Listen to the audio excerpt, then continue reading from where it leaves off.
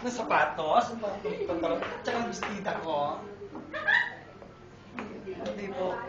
Ang manggagawa po ay tagapastol ng tupa ng Diyos at tagapangaral ng kanyang mabuting balita. Balita, mga Tempo, Abante, Daily Guerrer, at saka Manila Times. Ito ba?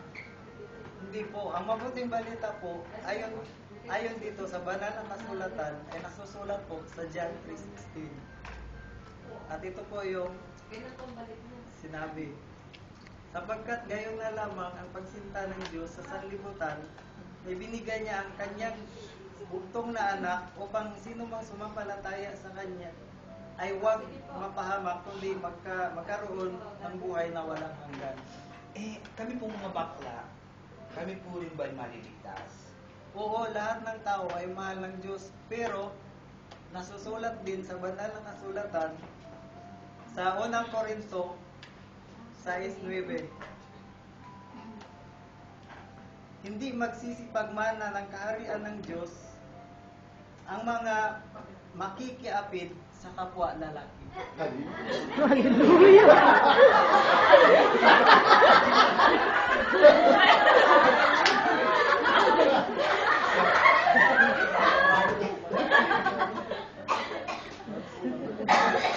Paano po ba maliligtas kami mga bakla? Ang kailangan niyong gawin ay sumampalataya kayo sa Diyos, magsisi kayo ng kasalanan, at magugas kayo ng kasalanan sa pamamagitan ng bautismo. Bautismo.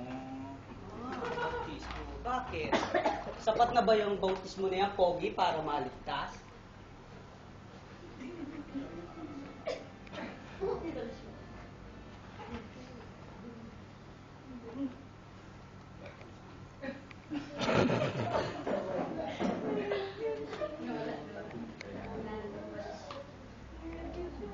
Ay, hindi pa sapat.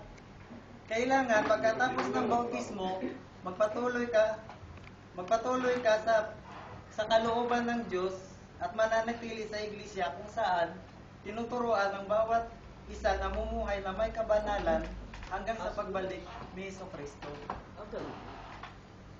Kaya bukas, kung libre kayo, pwede kayo magsimba doon sa church namin dyan lang sa kabilang kanto. Interesting.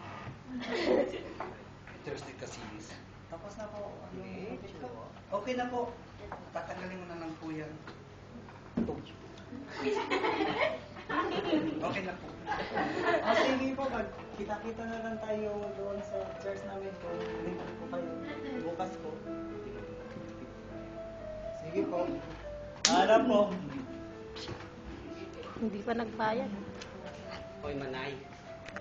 Ano? Naginig-ginig ko yung pinag-uusapan niyo eh.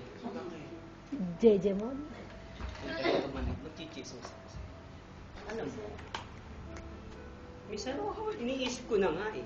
Kung bakit tayo nagkaganito? Parang nakakasawa na eh. Magtatrabaho tayo. May in love tayo. Tapos tsukun-tsuni lang ng pera. Tapos wala na. Kaya nga. Alam mo, minsan, siguro, kaya naisip ko nga may katwiran din yung papa mo kung bakit ka tinujumbag-jumbag eh. Kasi gusto ka niya maging tunay na lalaki. Kasi kaya mo. Ewan ko ba?